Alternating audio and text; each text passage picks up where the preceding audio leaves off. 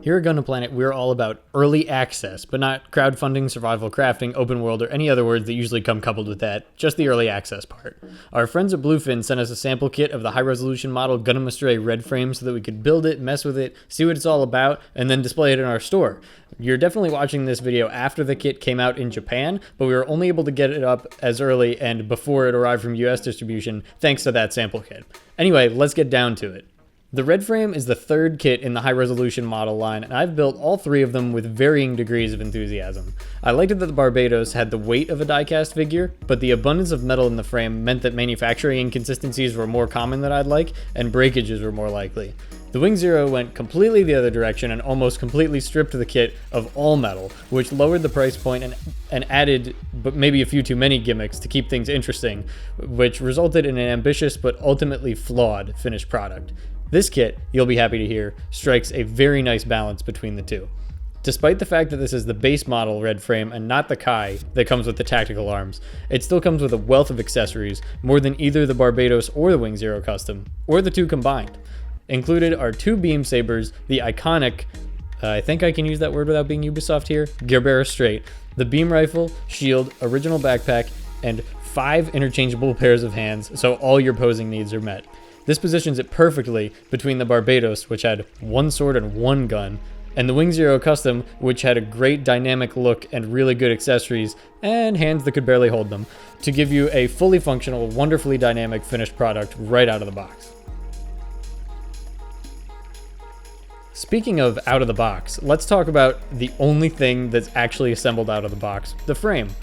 I know that people are split on the proportions of this particular red frame, since Bandai took a traditionally sleek and slender kit and really blocked it up. But what I think we can all agree on is that the frame by itself looks absolutely absurd. It looks like a naked Transformer, and I really hate it. But I don't expect anyone to be displaying this in any kind of half-built or hatches open way, so it's barely an issue. Aesthetics aside, the frame is an absolute marvel. You can see how stable and well articulated it is even before I put on any of the foot armor. So, of course, once you put on some of the armor around the thighs and shoulders, it does become somewhat hindered, but it's really not by a significant margin at all. As for the build itself, it was extremely intuitive, but the only drawback here for most people who build Gundams, I'm sure, is that it was easier and took shorter to build than most master grades. And I know a ton of people invest in models for the experience of the build itself, so the fact that this is 3 times the cost of some master grades and will take you about 1/3 as long won't sit well with that crowd. However, if you're buying this kit, you're definitely investing in the finished product. You can achieve poses that are just as dynamic as the metal build thanks to some really ingenious armor layering and articulation gimmicks in the feet, ankles, and legs, and balance is just absolutely never an issue.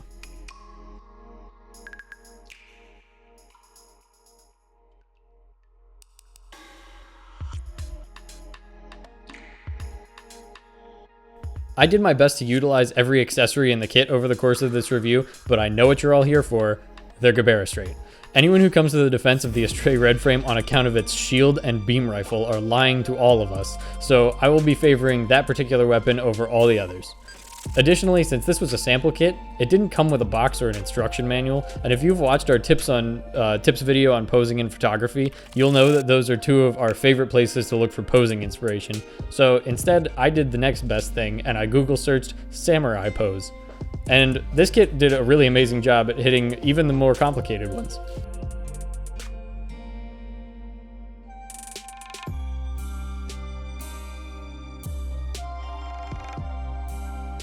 For the most part, these shots that I took of the kit will speak completely for themselves, but there are a couple specifics that I want to mention just to show you the things that stuck out to me while I was working on this review. First, I have never dealt with a sharper or more fragile V-fin. I made the mistake of putting it on the head before transporting it back to work, and it would not come back off no matter how much I tried to disassemble it for safe travel. You definitely want to leave the V-fin completely off until the entire rest of the build is done, because if this thing falls off a table or tips over, that fin will absolutely break, and it will be heartbreaking. Second, there's some really cool, almost carbon fiber texture on some of these pieces, which is another thing that's very rare. The only other time I've seen molding detail like this from Bandai is when they made their Scope Dog models have the rivets that had the texture of metal, and I really like that they're using the technology they had to add neat little touches like this again. You can see it very nicely up close on the shoulders, thighs, and arm gauntlets.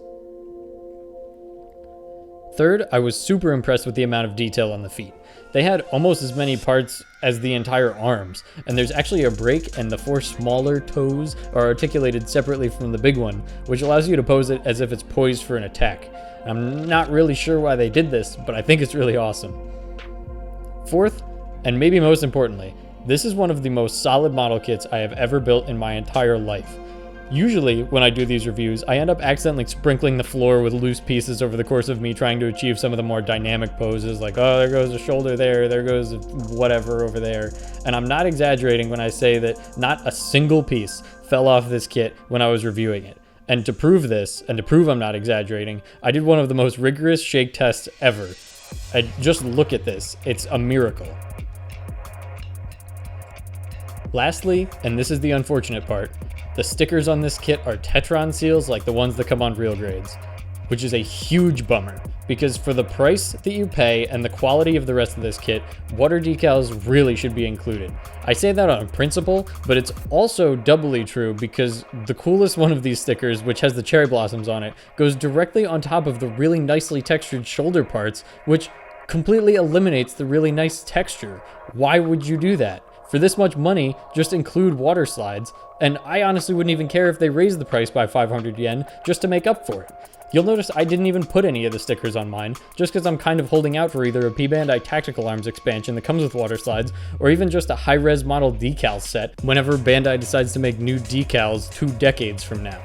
Honestly, that last point is the only real thing I can find to complain about this kit, and that says a lot. With how much I hated the Wing Zero's transformation and how difficult it was to make the Barbados function right out of the box, it's pretty miraculous that all I'm annoyed about this time is the distinction between sticky stickers and water stickers.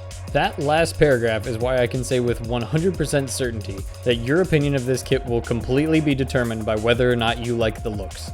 If you like this redesign, you will absolutely like the model kit.